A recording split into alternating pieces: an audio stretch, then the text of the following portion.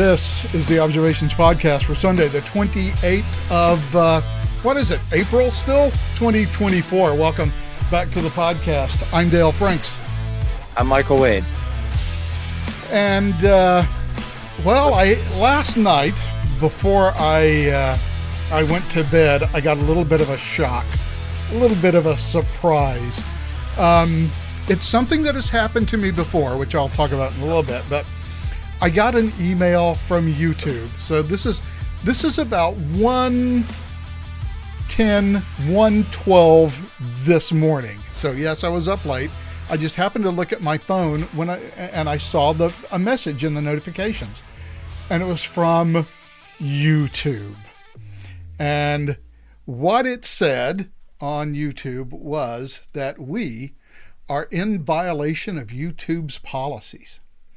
We are apparently endorsing harmful conspiracy theories that may promote,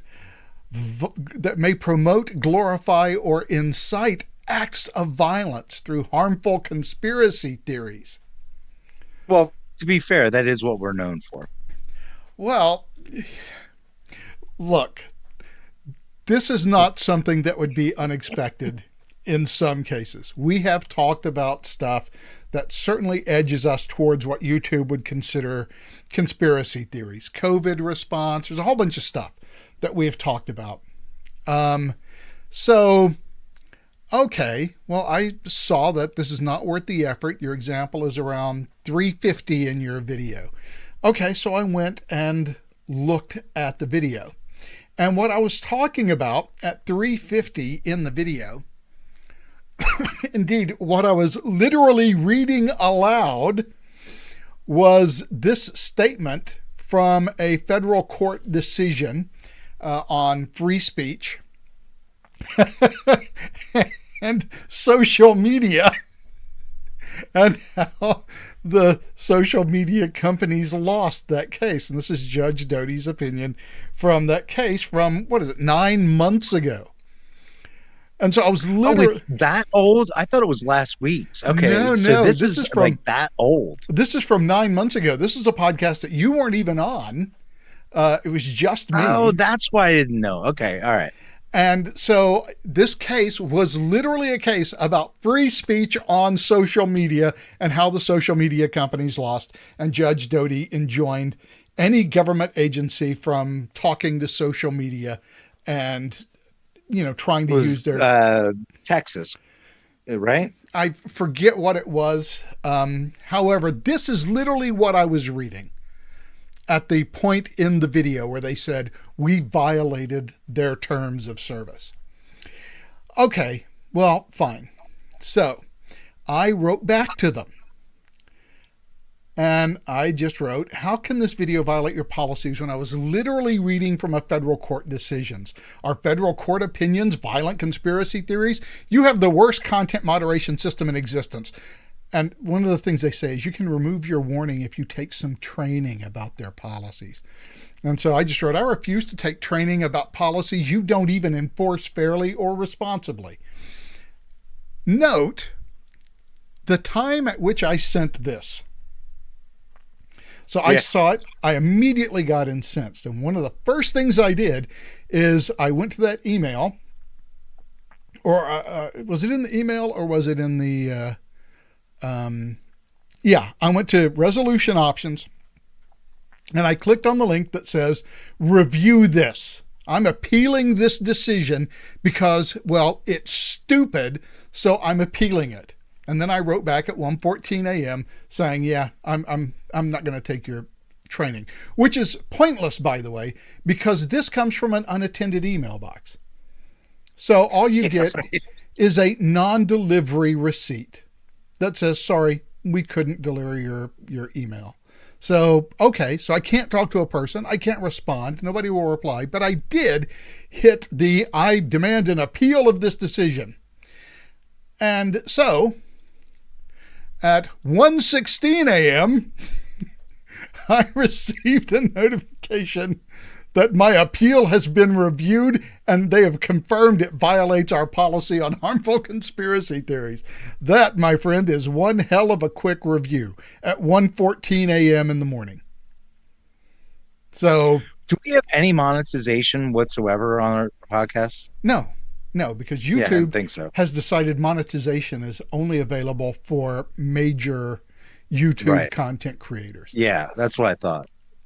So no, we don't have it. So 2 minutes to review my appeal and confirm it.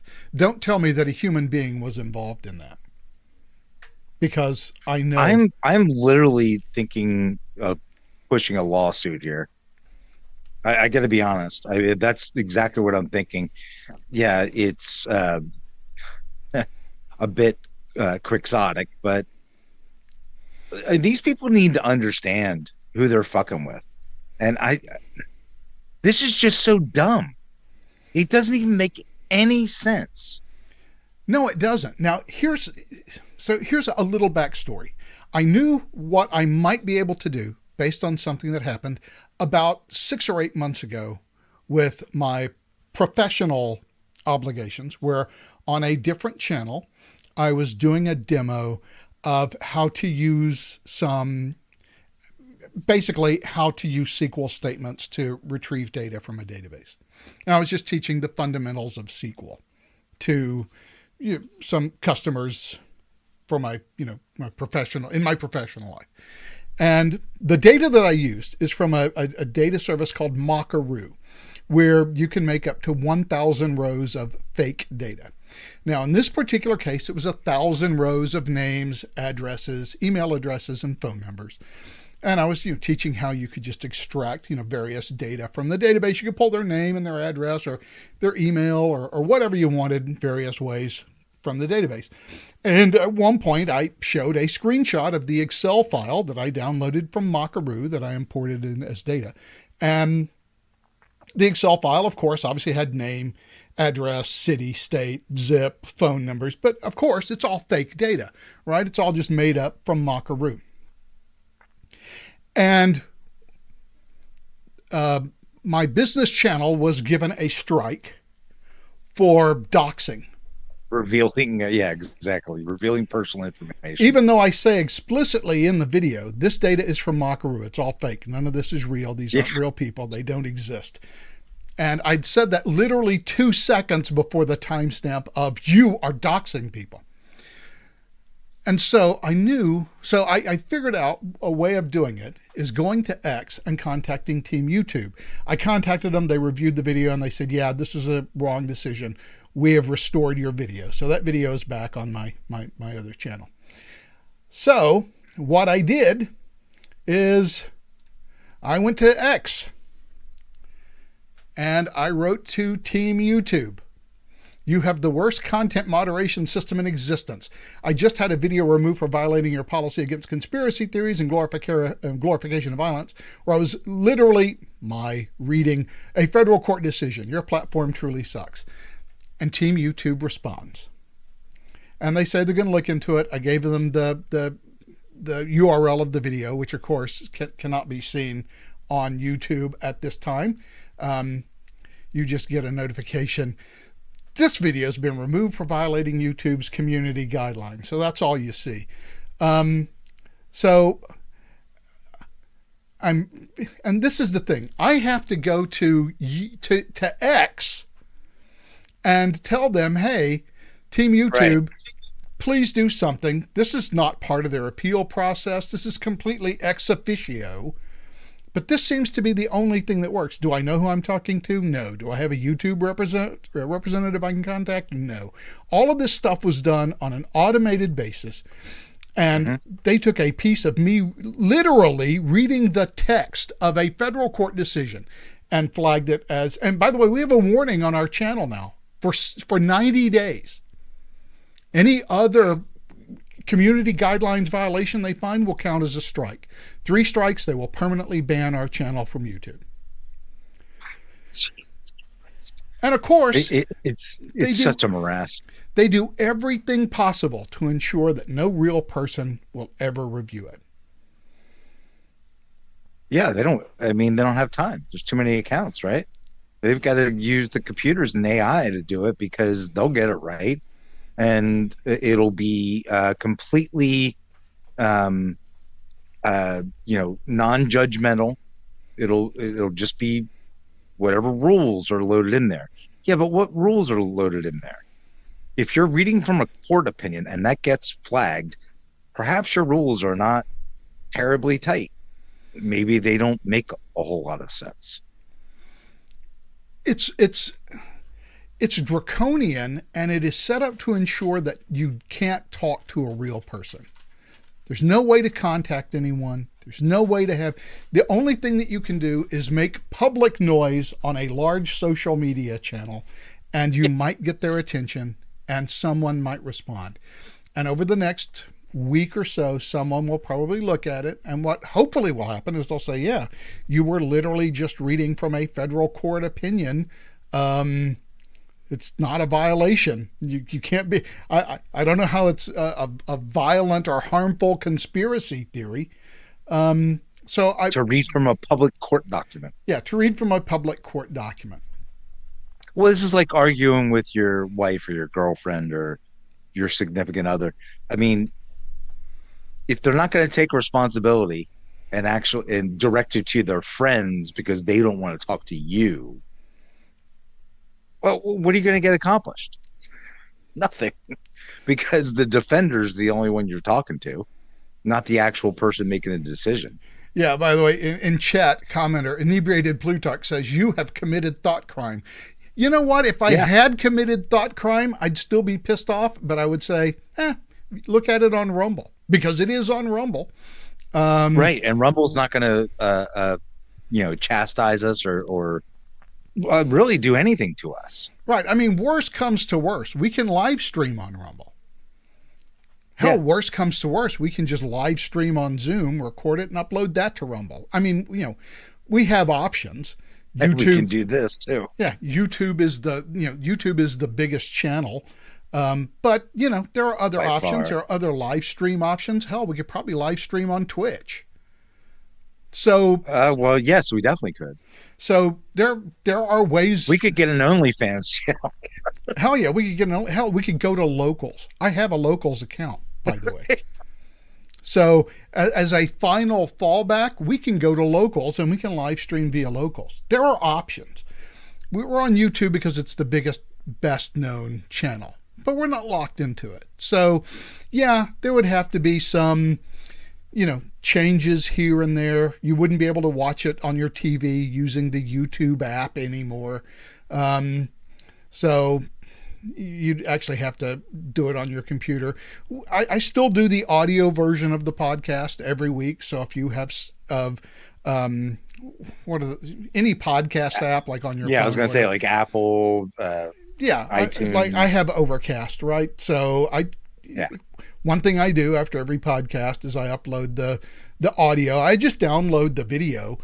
I have Adobe Audition. Do we have an RSS feed still or not? Oh, yeah. Yeah. If we didn't, we couldn't show up on a podcast app. So, okay. Yeah. So for both Google Play and for Apple, we have the podcast RSS feed. And so all of the podcast apps work. You can subscribe to us. So you can always catch the audio version. I don't think that's going to be a problem at any point in the future. It never has been. But like I said, we have options. YouTube just happens to be the most convenient option. But it gives us the biggest audience. Yeah, but I will be titling this video "YouTube Sucks."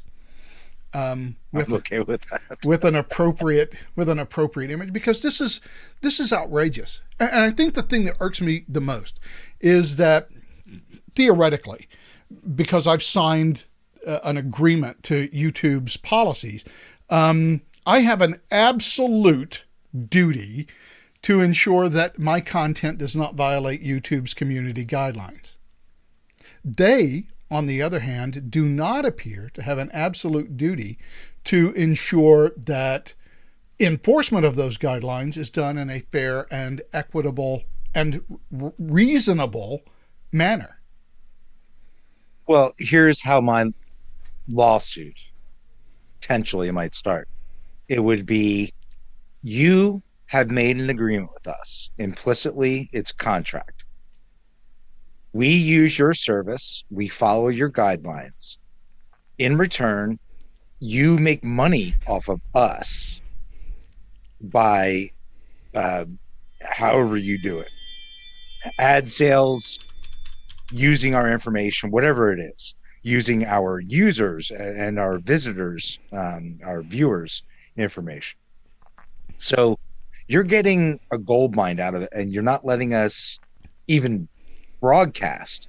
We're not even asking you to monetize us, although it would be nice.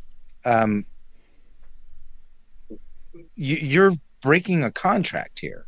You're taking something from us and not delivering on what your obligations are by hiding behind some nebulous concept of what the rules plainly state. That's a breach of contract in every convention that I can think of. Yes. So, well, by the way, if you want to catch us on Rumble, here we are. Because every video, after I download it, I just upload the raw video directly to Rumble. So you can actually see, and Rumble is not a big platform, so we obviously don't have a bunch of views on Rumble or a bunch of subscribers. I don't even know how many that we have. But, all of our stuff is there. Surprised by. Yeah, all of our stuff is there. So, we have... I think Rumble will be popular for us, but I don't know. We don't do a lot of marketing or anything. No, we don't. We show up at, 5 o'clock on Sunday. We do something. I spend an hour after that. I download the video. I mean, it's often not even an hour. I mean, it is an hour, but most of that hour is downloading the video. Yeah. So, by the way, if you wanted to get here, you know what? I'll just put it in chat. I can always put stuff in chat. I'll just send stuff. By the way, while you're at it, I have a bunch of lawsuit ideas. But anyway, chat, bring them on. Anyway, let's sue fucking everybody. Anyway, chat, there is the Rumble for our podcast on Rumble. So if you want to actually watch the one that got, and by the way, it's at 350. Gosh, it was 9 months ago. I have to. Yeah, you're going to have to go back a ways. I'm going to have to go back a ways. Here it is. Not worth the effort. Yeah, that's the one. This is the one that got banned. It was 9 months ago. And this ago. Was just you, right? Yeah, this was just me. Yeah. So this is the one that well, that's why banned. You got banned. You didn't have the lawyer on. Yeah, so in any event, you now have our Rumble. You now have seen what our Rumble looks like. And so there we go. Now you've seen it. And we can always, like I said, broadcast live on Rumble if we want, or locals, or hey, we've Twitch. Done this over, I don't even know how many platforms over the past 20 years. So yeah, no, we can get our message out. Yeah, it's been a lot. And, worst comes to worst, we could simply, do the podcast locally, record it, and upload it. Yeah. So it's not like we're going away. But there is YouTube is seriously convenient, though. And that's the trouble. It is technically it's a fantastic platform. From a management point of view, not so much. Yeah. And this kind of, these false positives. And look, even if I was to agree arguendo that, yes, there are billions of YouTube videos, it would be impossible for someone to take and review every single video that goes up. So some sort of AI assessment might be necessary. Even if I was to agree up to that point, beyond that, then it would be, but if we're going to do that, I've got to have the name of a human or a department in your company that will ensure that if I get struck with a false positive, that I can have someone who actually thinks, who can review it and see if it is in fact a violation of my policy. Now, Will they be even-handed? I don't really have a lot of faith in that if I'm saying something they don't want to hear. But well, especially if you've noticed that it's always type 2 errors, right? It's never type 1 errors. It's always type 2 errors where they're over protective and are flagging far more things that need to be flagged. And I also don't trust their criteria for flagging something. Yeah, and I think, you know, it's the lack of any sort of human input into the system, which, by the way, they have another huge problem at YouTube, which is their copyright system. It is almost specifically designed to allow copyright trolls to make a claim that will automatically drop a strike on your channel, whether that claim is true or not. And then you have to go through this same set of hoops.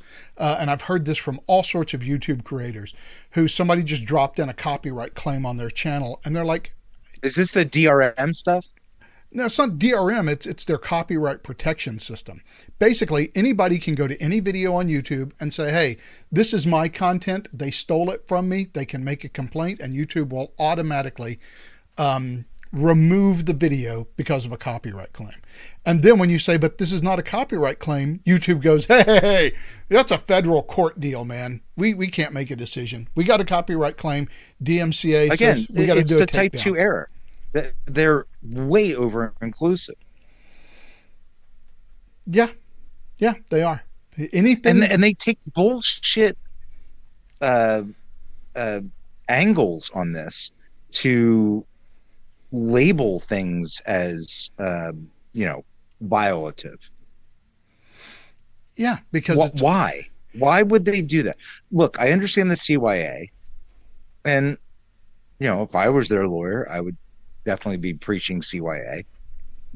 But when it's just so obvious, if you make it that easy to make it may not be DRM, but whatever, DMCA, similar to a DMCA. It's a DMCA takedown, is what it is. Okay, yeah. So whatever it is, if you make it that easy, then you're working on a guilty till proven innocent type of framework. Yeah, and I have heard horror stories from YouTube creators where somebody has just come in and laid a false copyright claim on and these are people whose videos are monetized and who live off of YouTube. It's their job. Lucky for them, I guess. And somebody will come in and just lay down 20 or 30 fake copyright claims and it gets taken down. What I think is, I think last year or 18 months ago, sometime in there, Bungie had several videos that some rando Bungie, the software developer that makes the game Destiny 2. Okay. Yeah, it's their big thing, right? Somebody went onto Bungie's channel and put in 28 copyright claims on Bungie's content. And YouTube just removed them all. And what Bungie did is immediately sued YouTube. Yeah, that's exactly what I do. Because Bungie has money. And of course, now that they're owned by Sony, presumably they have a lot more money. And they've got, serious clout too. And Bungie, of course, or YouTube restored all of their videos and stuff. And then they went after the person and Bungie, they had YouTube as a co-defendant, but Bungie sued the person who actually made the copyright claim. And I'm sure that they are going to just be a penniless beggar by the time Bungie gets through with them. But if that's what happens sometimes when they're called judgment proof. But if I can just go into a major corporate YouTube channel, copyright claim 30 videos, and then just walk away knowing that those videos are automatically going to get pulled. And if you go to YouTube and say, wait a second, this is our content, YouTube will say, hey, we don't know that. You have to hash this out in federal court, buddy. Actually, surprisingly, in California, and I know this for a fact because I've dealt with it, they have laws in California, a lot of liberal states, Maryland, Massachusetts, where you make false claims of copyright or IP ownership to shut somebody down, you can be criminally charged. Yes, thank you, Hollywood.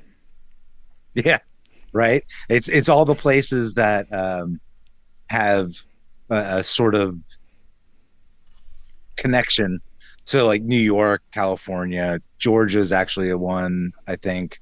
I think Maryland, probably DC. All these places, you're exactly right, where movies are shot quite a bit, have these laws in place that, you misrepresent ownership of IP, you could be criminally charged for basically larceny. Yeah, well, great, but YouTube wants to have a hands-off to all of that. So they just say, hey, DMCA says we got to take stuff down if there's a copyright strike, and then once we do it, we're out of the picture. This is now a federal copyright case. So hash that shit out in civil court. And in the meantime, we're not going to let you put your I'm video involved up. in one of those right now, and they are not fun. Yeah, so it's frustrating because I don't have any recourse with YouTube. Neither one of us do. We can't really do anything.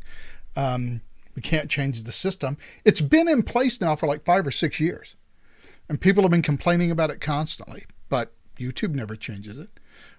I'm not giving up. The only changes YouTube has made in the last 5 years is to push smaller content creators into a more and more rarefied bubble. Right. And YouTube is really interested in major content creators, especially corporate content creators, because that's where the money is. And so YouTube is kind of transmogrified from, broadcast yourself, right? That used to be their thing. Now it's, we don't care about you. You're a small creator. You get 30, 40 views for each of your videos, and you are not providing enough value for our platform for us to be concerned about your particular problems with our platform. If it's Sony Pictures, we've got bandwidth so much more devoted to the big time. So it's the 80-20 problem, right?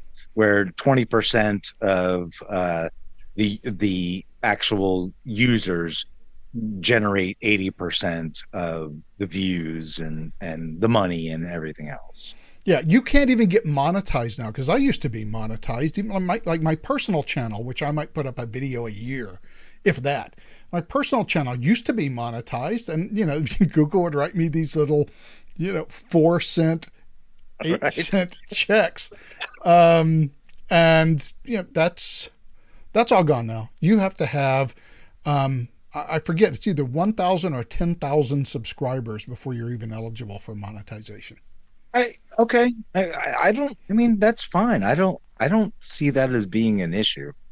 It's just a change of material. It's just a change that harms small creators. Well, it also makes it now impossible to almost build a channel, because you have to have substantial marketing outside of YouTube. There is still Patreon. There are other means of supporting a channel, and lots of small producers do that. Sure. Locals is a way of doing that. Yeah, we've never really cared that much it was never about monetization for us, so pushing for that is not a major deal. If I had a dime for every penny I've made on Q&O as a website, on the podcast, and everything else over the past 20 years. Well, hell, most of the money have got a sent dime to Bruce anyway. Yeah. So, I paid for the Q&O website for years. But the point is that we're not looking for monetization. We're just trying to spread the word. The whole point, on top of the fact that, we just like talking to each other about this stuff, and apparently some people like to listen to that, and that's awesome. That's really cool. Um, if we can't say the truth, if we can't speak from a court transcript, I mean, what is this channel? What is this service that you're supposedly offering, YouTube? What what are we getting out of it? We can't read from a court transcript? That makes no fucking sense whatsoever. Somebody has gotten their algorithms wrong, put in the wrong inputs, outputs, whatever. Yeah, well, look, You fucked up. Here's the thing: YouTube, as bad as it is, I mean, it could be worse. Try posting anything on Facebook or Oh yeah, what I guess is Facebook's now horrible. Meta. I mean, I haven't been on Facebook for a good decade or so, but Yeah, but I mean, if it's anything other than, cute puppies or fuzzy kitties or pictures of your dinner, you are highly. that's not true though. You can still put raunchy stuff. I mean, not raunchy. You can't put up like, full nude stuff. They put up plenty of sort of racy, and it comes in because I look at my wife's feed sometimes. They put plenty of racy stuff in there to draw you in and for clickbait and whatever else. I mean, Yeah, Facebook's but just as freaking dishonest as all the other ones. But whatever you do, just don't say anything that might offend the sensibilities of those who support the current thing. Exactly. And that's really where the politics come in, where there shouldn't be any politics in this whatsoever, but there are. Yeah, and it gets us back to, I think in this case, I mean, at least an argument could be made if you're willing to go up against, Alphabet and the legions of lawyers that they have because they're a multi-billion-dollar company. I mean, at least you can make an argument that their policies are that they are not fulfilling their contractual side of the terms of service agreement that you sign on to. Yeah. But the process is the punishment, right? Because who has the ability? Yeah, absolutely. Who has the ability to go into federal court and sue them? Federal court's expensive, and depending on where you are, it can be very time consuming. Yeah. So they know that they are, from the people who don't matter, smaller content creators, which is, and look, you said the 80-20 problem. I think it's much more than 80-20 in this case. It is probably 95 to 98 to 2 to 5. Yeah, I think you're right, Dale, because I've seen statistics about that for like Twitter. I assume they're somewhat similar for Facebook. But you're right. It's something like 5% of all Twitter users generate like 90% of activity, content, views, comments, that sort of thing. Sure. And I think it's the same thing for YouTube. Probably 2 to 5% of content creators actually generate revenue for Google. The rest are basically a cost. Well, when they're taking a percentage of everything. Yeah, I mean, well, that's even those medium content producers are producing a lot of fucking money for YouTube. Yeah, well, see, that's the thing. It's not that our videos aren't monetized, and it's not that they don't show advertisements on our videos. Now, I don't see them because I have YouTube Premium, precisely so I don't have to watch commercials. And that's worth it to just pay money to YouTube so that I don't have to waste 5 minutes out of every 20 watching commercials. Well, we do. I watch on YouTube. We do not have any ads on our videos. You don't even watch an ad before you watch our video. Okay, well, that may be true, but we are eligible to be monetized, and they can show videos on our ads. They don't for me, like I said, because I have YouTube Premium, but the fact is, everybody is eligible for monetization. They're just not eligible to receive a cut. YouTube gets to keep 100% of whatever monetization goes on our channel. And of course, because we're not monetized, we can't see how often our videos had an ad displayed before them. So we don't have, we have no sense at all as to, how many of our videos have, made up some ad revenue for YouTube. I mean, I'm going to assume that someone occasionally I do know that sees like ad. some of those, some of the bigger, like conservative comment, like Matt Walsh, Charlie Kirk, if you want to call him conservative. They're Vivek Ramaswamy. There are a bunch of them out there who are demonetized, and yet YouTube still shows ads before their videos. So you click on a video, I want to watch this video. Nope, you got to watch 2 ads first. And YouTube's keeping that money. I don't see how. Yeah, I don't see how you demonetize somebody and then still run ads. That seems to me to be a violation of contract. Yeah, well, you're demonetized. YouTube isn't demonetized. I mean, they're not fanatics about it. I find that completely a violation of a very simple contract. Yeah, well, I put stuff on there. You want to play ads on it, you pay me part of the proceeds. Yeah, well, go read the terms Pretty of simple service deal. now. That's not what they say. And by the way, that's the other thing. Their ability, once I have signed on to their term of service, right, their ability to go in after the fact and say, okay, well, we are changing our terms of service. And so you don't have to sign the new terms of service. We'll just, remove your channel from YouTube. Yeah, so there are states where that would be held to be sort of like a contract of adhesion. It's not really the right. It's close, but it's not the right analogy.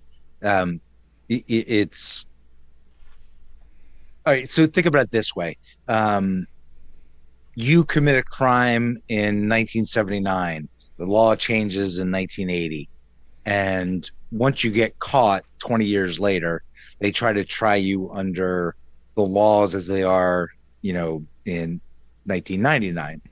Well, no, that's not how it works. You go back to what the laws were in place when you committed the crime. It's contractually the same thing. When I signed up for this service, yeah, you said you could change the rules and whatever. What choice did I have?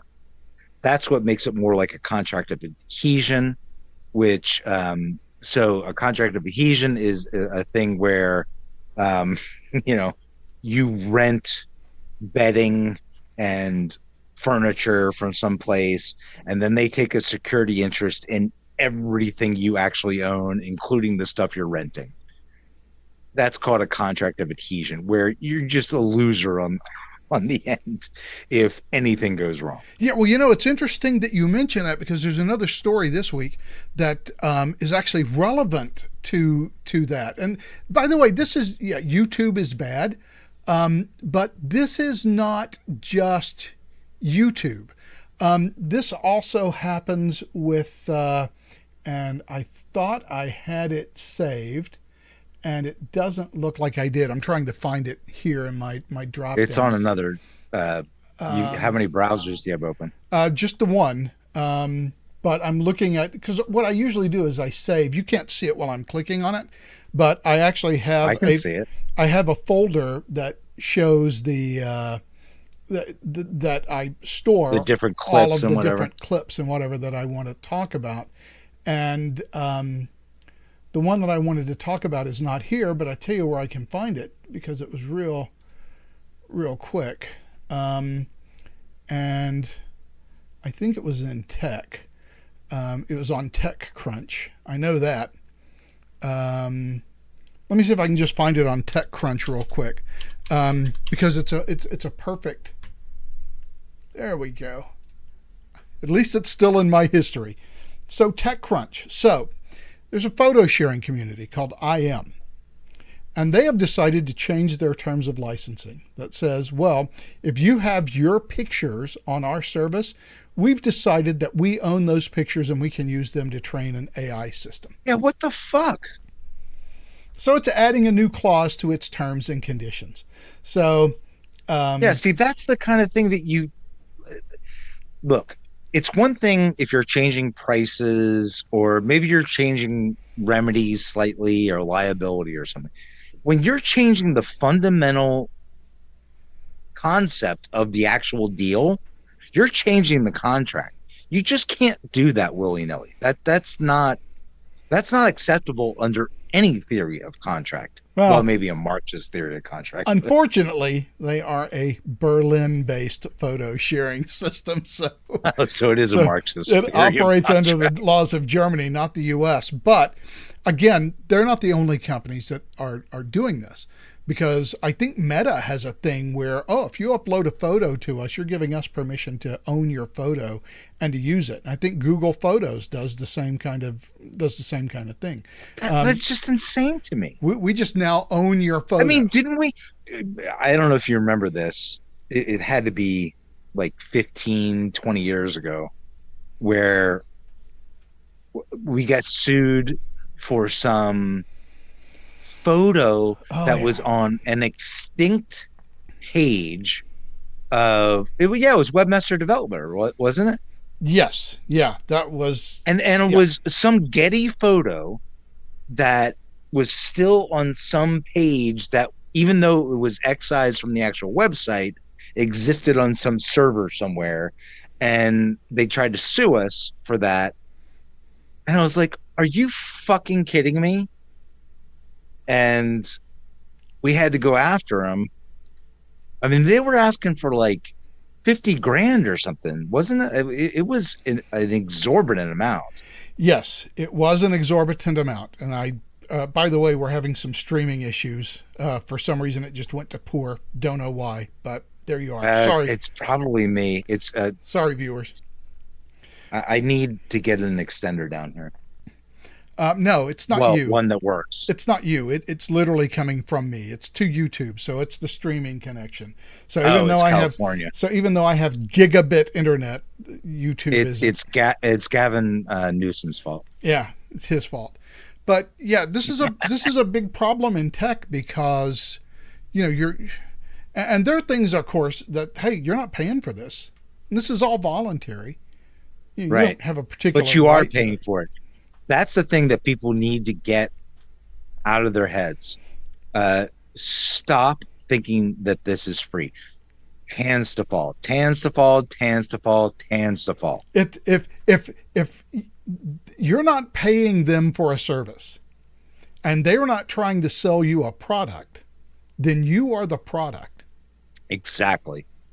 And with it's sort of incomprehensible to me that as privacy concerns grow, more and more people use social media. People just aren't getting it. They don't understand the connection. They don't understand nothing is for fucking free. It doesn't happen.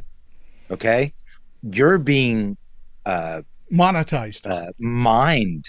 You're actually being mined for all the information about you they can find that helps them help their paying customers to find you and target you and send you ads, among other things. They also use it to Mark Zuckerberg, the whole Zuckerbucks thing, used it to mine voter information and push that to the DNC.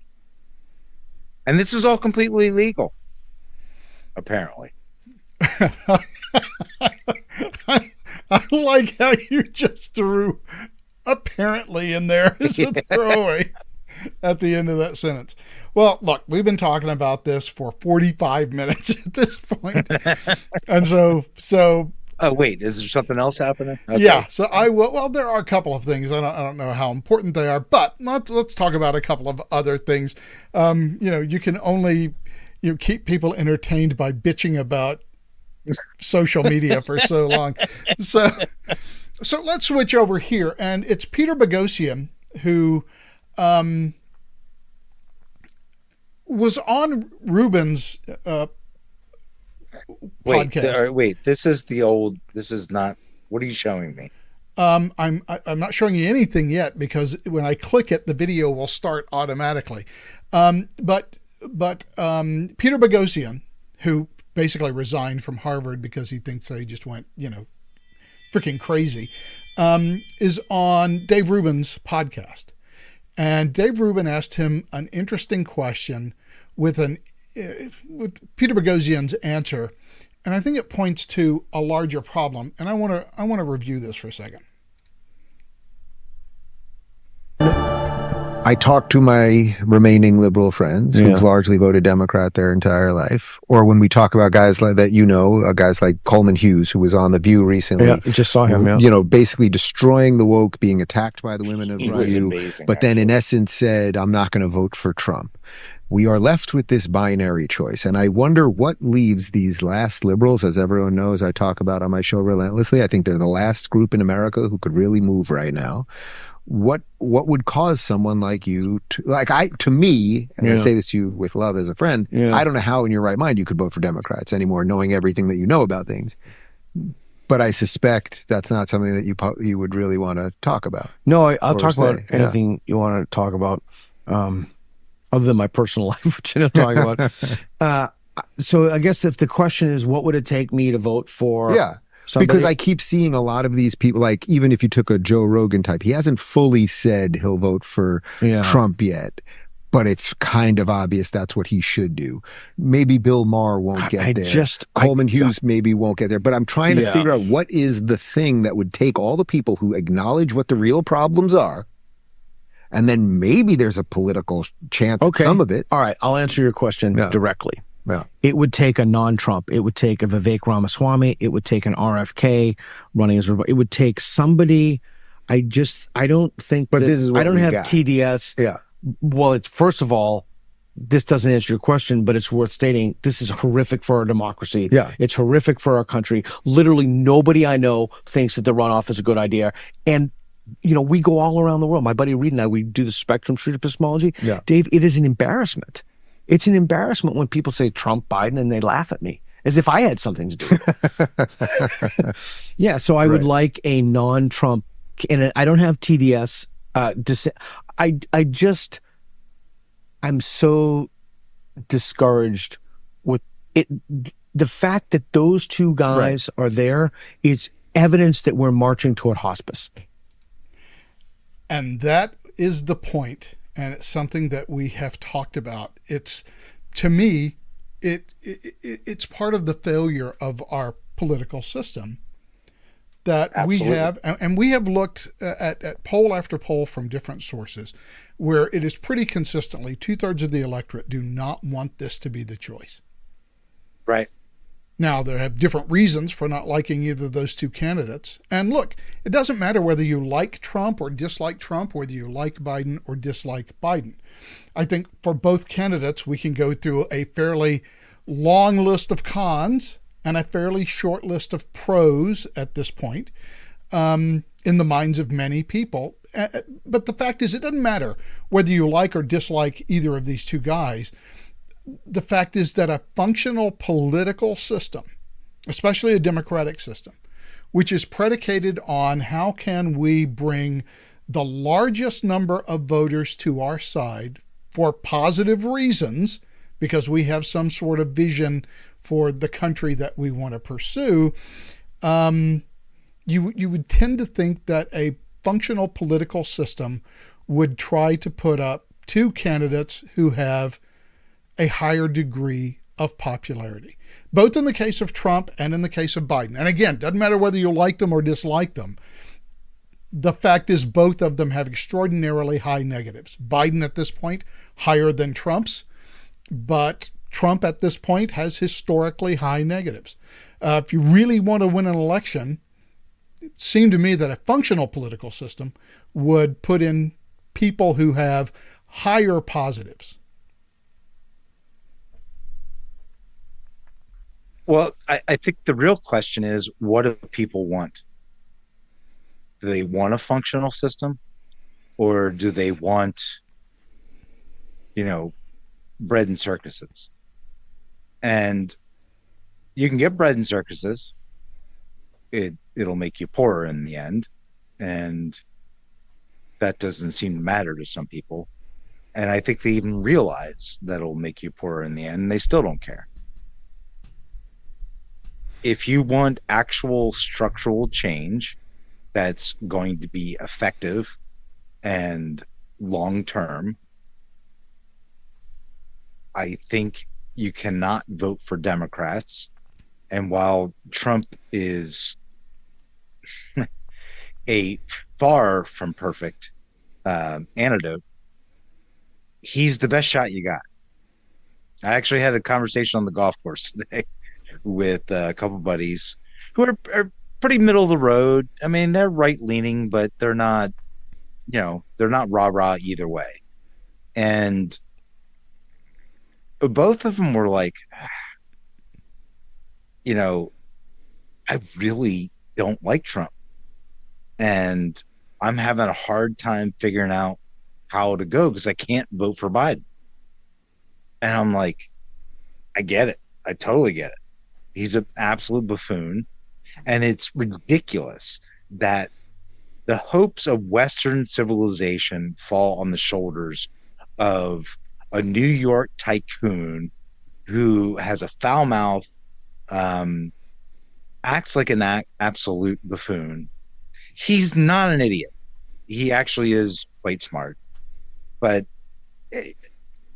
he steps on his toes way more often than needs to happen, versus a veritable idiot. I mean, literally an idiot. He wasn't smart to begin with, and with dementia, he's not getting any fucking better.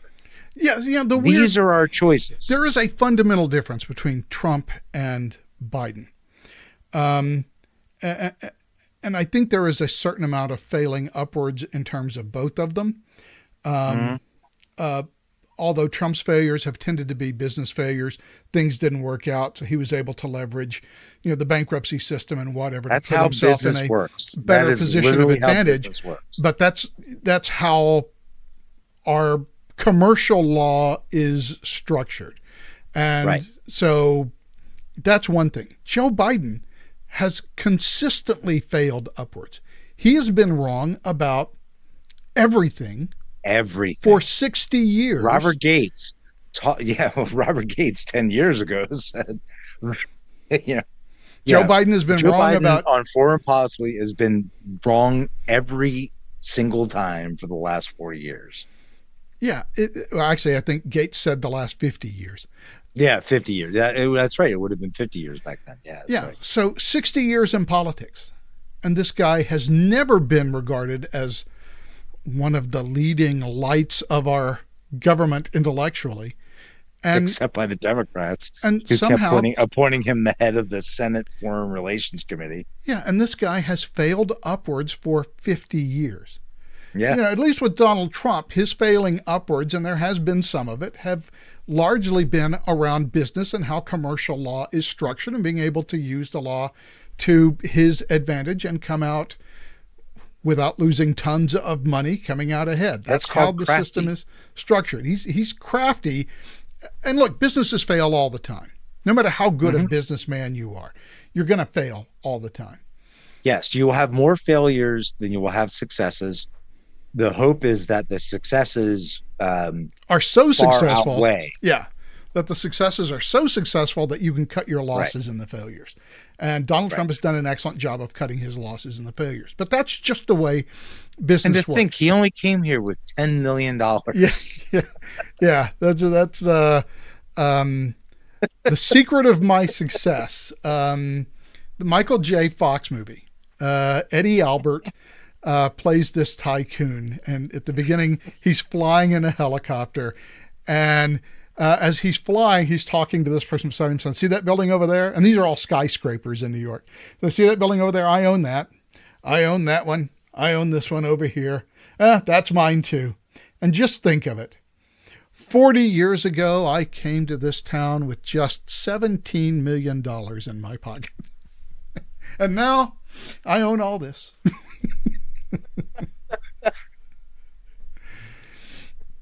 But this is the system we have. These are the choices that we're going to have for. And I don't care who you are. Look, in order to actually, I don't care how much you start out with. In order to succeed in a business like commercial and residential real estate, you have no idea how much luck is involved, as well as absolute skilled negotiating. It is a huge part of making anything successful, especially in a place like New York, where you're not only dealing with federal law, state law, local law, you're also dealing with unions, you're dealing with multi-state compacts. You have New York City is one of the hardest places to the mafia. Yeah, right. I mean, it's one of the hardest places to do business in the world, and it can yield huge, and if you do it successfully, will yield huge gains. But just the barriers to entry, the skill and knowledge needed to negotiate all that stuff, it's Byzantine. Yeah, and your point about the best way to put it. Your point about luck is well taken, because let's say this was 2018 or 2019. Yeah, exactly, right. And you decided, you know what? I'm going to build a new office skyscraper downtown. Right. And you built it and you finished it in December of 2019. And you lose all your renters, but you still owe the nut. Yeah.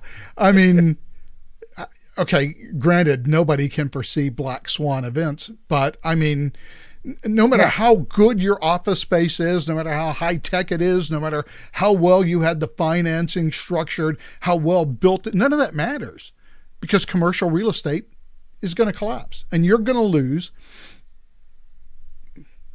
hundreds of millions of dollars, potentially up to $1 billion if you're talking about depending on the structure and the swaps in place and all that stuff. Yeah, you'll never pay that back. There are all kinds of hedges that go into these things for the lenders and the syndicate to protect themselves. But yeah, no, there's going to be a loss, and it's happened several times. In my lifetime, I guess it was like the late 80s, early 90s was the first big commercial crash. And then we had another one in the late 2000s, 2000 up to 2008, 2007, 2008. But we've kind of gone off the track here. Let's forget about commercial real estate. Let's forget about the histories of the two men. Right. The fundamental fact is, and this is what I think so many people forget, and you and I have talked about this for years, the very fact that Donald Trump exists as a candidate and that he was successful enough to be elected and may very well be elected again is an indication of a political system that is not working in the first place. Yes. Because none of the traditional candidates, and look, we were never, ever going to get a Donald Trump-like candidate on the Democratic side, although RFK, I would argue, probably comes closest to anybody that we've had. He is very close, yeah. Actually, Bernie Sanders is too, to be quite honest. Yeah, actually he is. Donald Trump was the first non-traditional candidate that made it through, but the Democrats didn't really present us with one.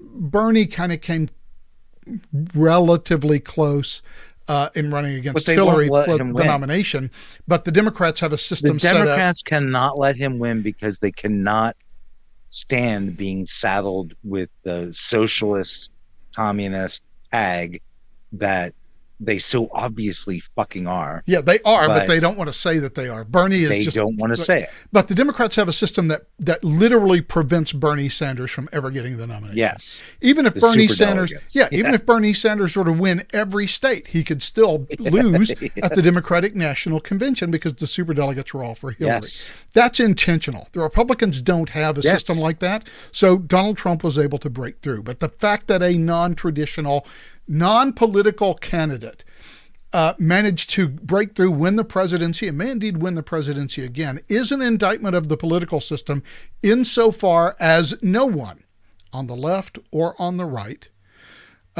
except for, the diehards, no one believes that we have a political system that's doing what's best for the American people. And I think under Joe Biden, it's actually, under Joe Biden, it's sort of like the difference. Well, I was about to say under Joe Biden, it's actually antithetical to the interests of the American people. Well, yes. But like in golf terms, it's like the U.S. Open where anybody can try to get in versus the Masters where only the invited get in. That's the Republican nomination system versus the Democrat version of the nomination system. You will only get, and the lest I speak to fairly, the Republican system is also geared that way that the Democrat system is, in that they try to weed out who they think are the weirdos and the outsiders. Trump was, he had too much name recognition, too much money, too much access to media. Trump was hard he could go outside of the normal channels for becoming a Republican nominee, and he did it quite successfully. Sure, the amount of free media and social media he used was astounding. Oh yeah. But even the liberals helped because they thought they wanted to run against him. Yeah, so they had him on Morning Joe freaking twice a week, giving him all sorts of free media publicity. But imagine they're going to do it again too. Yeah, but don't even imagine. They're still going to do it. They're fucking stupid that they're still going to fucking do it. There's this race now. They're still going to put Trump on the air all the fucking time because they're that fucking dumb. But I think what it points to, and we've always said, Trump is a symptom. He is not the disease. The disease is a lack of faith in our political system and a growing acknowledgement among normal people that our political system does not produce results that are in our interest. And we feel that there is no way to break it. It does not work for us. And Donald Trump says they're not interested in our issues. And Donald Trump says, I'll go in and tear the whole thing down. And tearing the whole thing down sounds good to a lot of people because this system doesn't work. Maybe we'll get something better. Now, I think there's a non-zero chance that you end up with something worse. But that's always the risk you take. Yeah. Traditional candidates from both parties have now become, I think, so locked into the Washington, D.C. mentality that it never even occurs to them if there's a problem that maybe Washington shouldn't do anything about it. You know, this last week, a Democratic and Republican representative from New York have proposed a law that colleges must now employ anti-Semitism monitors on college campuses. First of all, I'm not sure what that solves. And second of all, I'm not sure how having an anti-Semitism commissar mandated by the government is a good idea in any way. But the fact is, I don't know how that would be illegal either. Everybody has bought into the idea that every problem has to be addressed and solved in Washington, by D.C. the fucking government, by the feds. Yeah, this is a direct consequence of World War II. We came out of World War II thinking that government can solve all problems. And we lived by that for a good decade and a half. And then we got the New Deal. Well, not the New Deal, the Great Society. The Great Society. And it cast the federal government into every single part of our lives, whether we wanted it to or not. There were some good ideas there, although they were minuscule. But the effort was really for the federal government to be much more important in individual lives versus state and local governments. And they succeeded, right? I mean, this was the push ever since, I guess what? It was the 16th Amendment that made 17th. Senate. 16th Amendment was taxes. 17th was 16th was income tax. 17th direct election was of U.S. the direct election of senators. Your analysis is compelling, as far as it goes. But of course, I would argue that the true problem was America's insistence under Wilson in getting involved in World War I. That okay, all right, like that's a way bigger. Like, we could take a whole another hour and a half to talk about that. World War I and the 17th Amendment have destroyed the United States. That's all I'll say. And we'll move on. A couple of other things. This story caught me this week because, not because the story is weird per se, or look, Kristi Noem killed a dog. And she wrote about it in her book. She had a 14. You don't what? She's clearly not very smart. Yeah. And neither are her editors. Why didn't somebody tell her, look, yeah, maybe that's not a good story? Here's I hated that dog. Here's the thing. Here's the thing. The story is, well, the premise is, I can make the tough decisions when it counts. For example, I shot a dog in the head. Well, okay, 10 out of 10 for style, but minus several million for good thinking, yeah? Because there is no way that saying, hey, you know what, I had a dog, he wouldn't hunt, and he killed chickens, and sometimes you just got to shoot dogs in the head. And by the way, and this is where it just goes off the rails, there was a pretty disgusting goat that I didn't like, and I thought, you know what, why don't we shoot that son of a bitch and eat it? And then some construction workers saw me. And so anyway, I got back home and the kids were like, hey, where's the puppy? Because this dog was only 14 months old. There's no way to tell this story publicly and print it in your book that makes you look like the good guy. I mean, the only possible alternative was, did you ever see Old Yeller?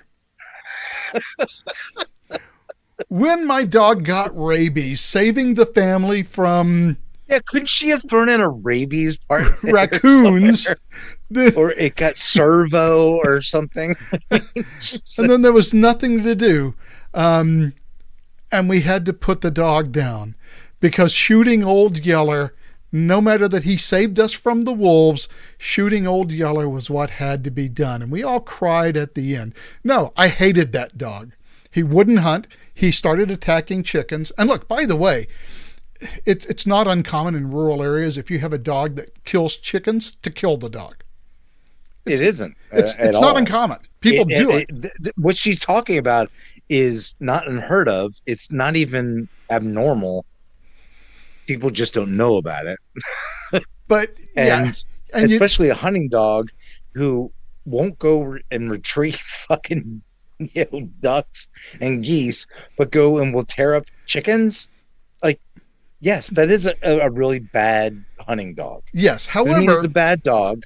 Because all dogs are good boys. It's not 1875, and we have options for adoption or training or there are other options beside dragging the dog into a gully. This was in like what, the 1980s or so that it happened. Yeah, it doesn't matter. Whenever it was, the point is there's no way to tell this story and to make yourself sound like the good guy. She is so freaking hot. I mean, she is probably the hottest politician in America. And she can't keep it together. And she's done so many stupid things. It's, yeah, you're really pretty, but maybe decision making isn't your bag, baby. Yeah, well, clearly. And by the way, this has been going on for 3 days, and all she's done is explain herself for 3 days. But wait a second. When you're explaining, what does Kurt Schlichter say? When you're explaining, you're losing. Yeah. And she's been explaining for 3 days. So, at this point, I think we're back to Doug Burgum as Donald Trump's choice. On the other hand, I actually never really thought that Noem would be his choice. I know that she's been pushing for that. Actually, that is an interesting question. Who is he going to choose? I would assume that it's going to be somewhat strategic, but he can't go to Florida. I don't know who he could pick from Texas. Maybe Ted Cruz. Yeah, Mike Lee, maybe. Mike Lee would be a good one. Yeah, I don't know. For a couple of reasons. I think Mike Lee is kind of edging towards the end of his Senate career. He might actually, and he's a constitutionalist. He's very smart, and he understands the Constitution very well. And he's very much a believer in the Constitution, and he would support Trump. Here's what I think Trump has some considerations where I just don't know where he would fall or who he might pick. Number one, I think so weird. My thumbs up there. Number one, it's a case of, in previous selections were largely done on kind of either a geographic or ideological basis. Right. Yeah. Right. I'm a damn Yankee, so I need someone from the South to balance the ticket. Right. Or that's always how it's I'm a conservative Republican, and I need someone more moderate to balance the ticket. Moderate. Yeah. You're right. So you get Reagan, Bush, right? Right.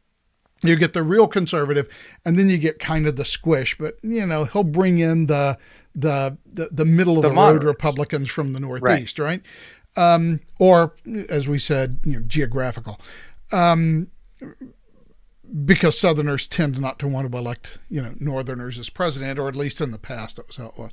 I think Donald Trump has a couple of other criterion that he's going to look for. Number one is going to be somebody who, I don't think he wants to pick someone who is capable of succeeding him or who might outshine him as president. And two, I think loyalty is going to be a big thing for Trump. Because I think Stefaniak?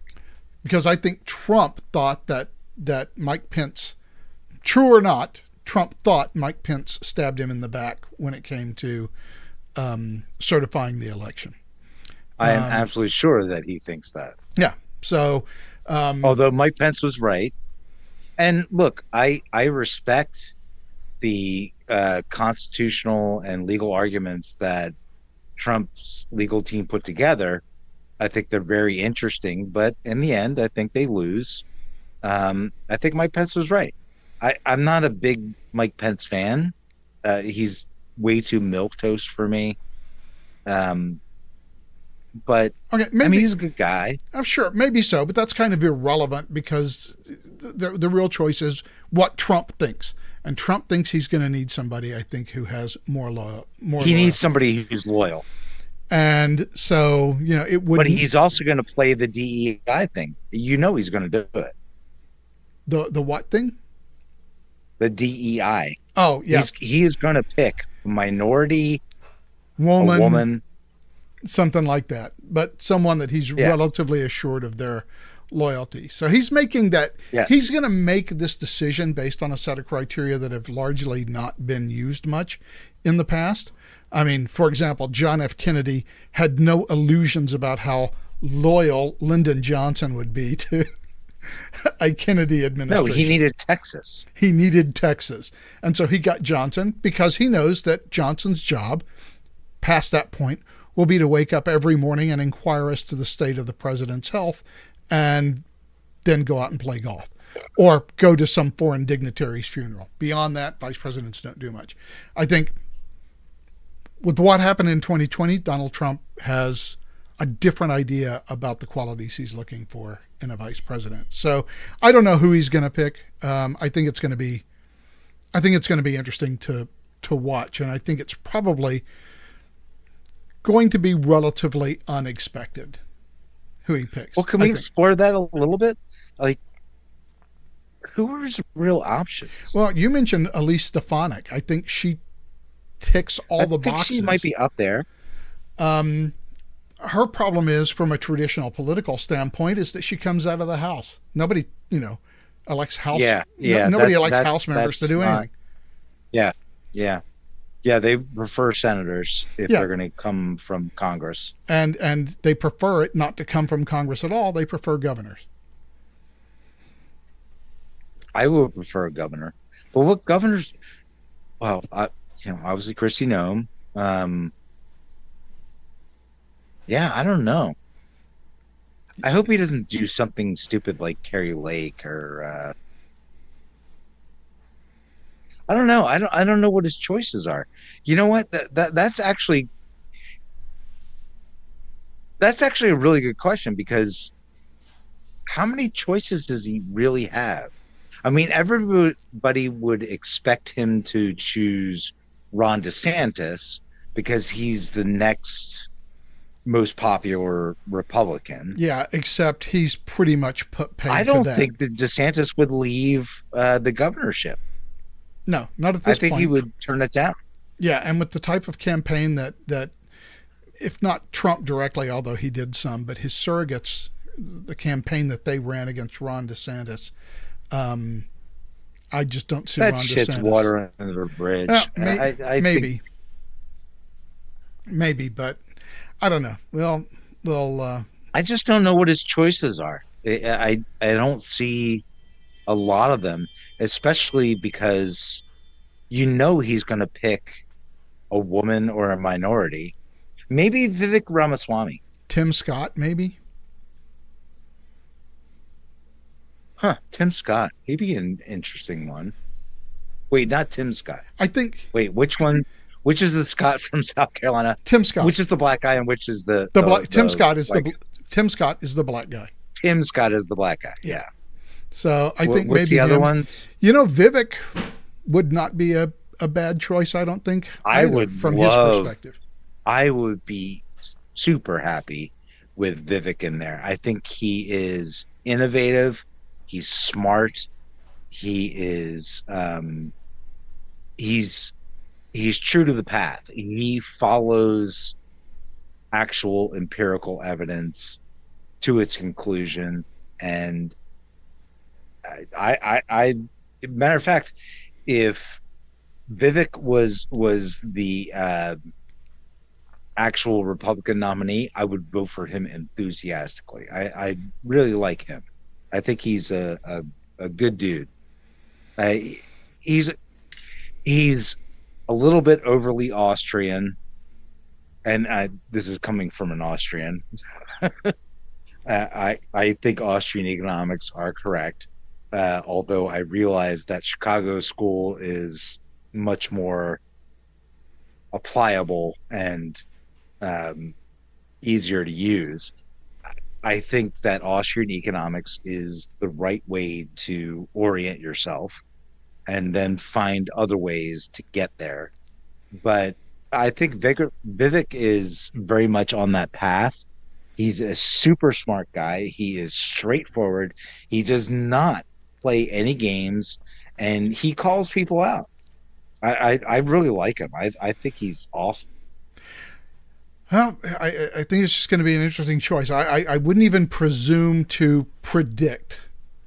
I can't even. I don't even. I couldn't even give you odds. But I do think it's gonna have to be somebody, and this is one thing that Trump did not have in his first term, and something that presidents like to have in a vice president. They like to have an attack dog who will go to the wall to defend the American. That's been the traditional administration's policies publicly, right? Right. And there have been good ones and bad ones, from Spiro Agnew.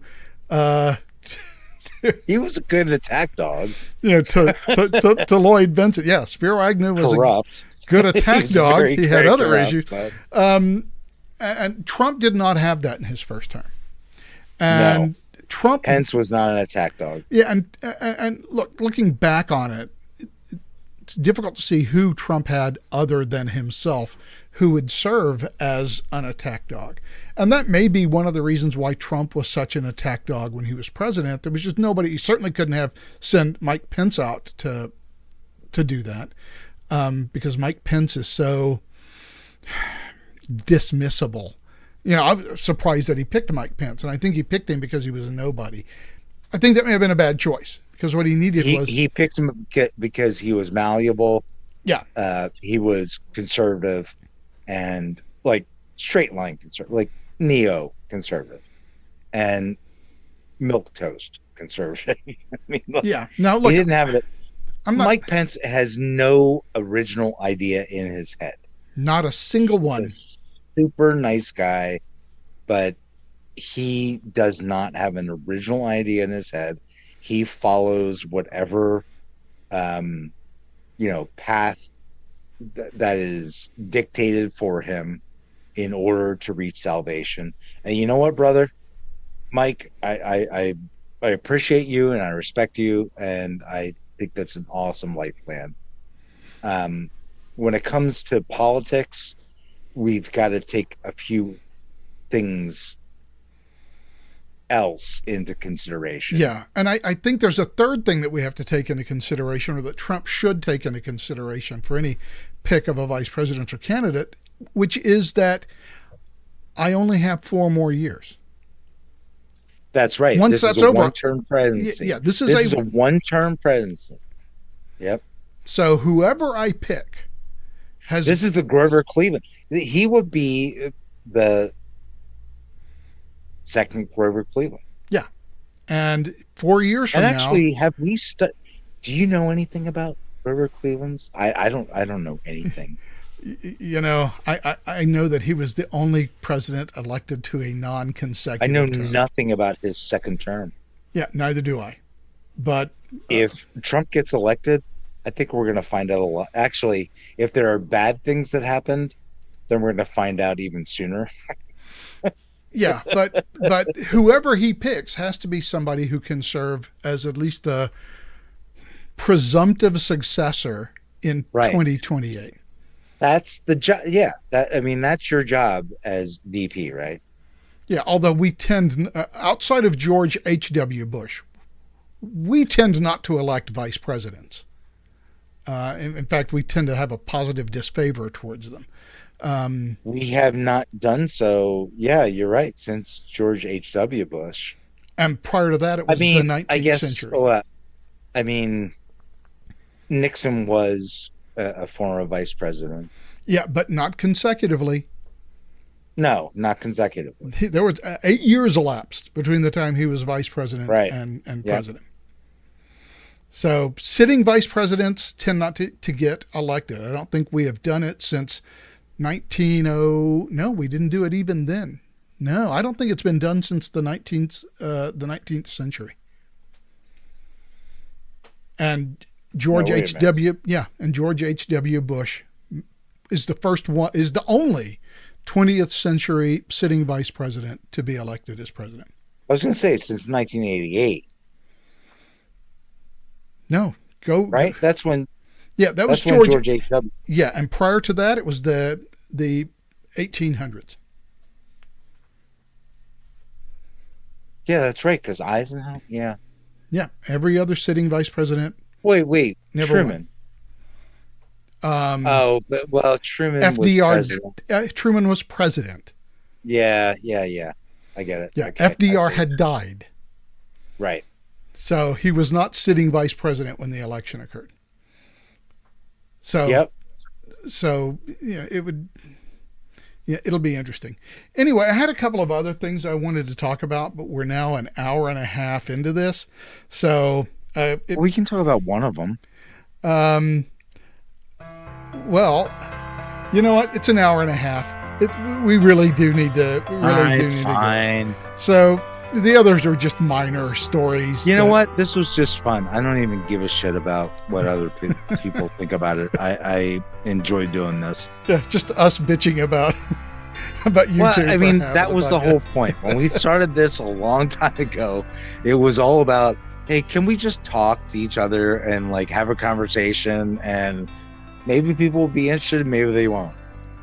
I still live by that philosophy. You still live by that philosophy. That's all I care about. I enjoy talking to you, Dale. Same here. If other people are interested in participating and listening to it, I think that's awesome. So do I. And so let's pick it up again next week and do it all over. Amen, buddy. All right. We'll talk to you then. Goodbye. For everybody else, you have been watching the Observations Podcast for Sunday, the 28th of April, 2024. As always, we appreciate the fact that you listen, and we hope that you'll be listening again next week. Until then, have a great week. So long.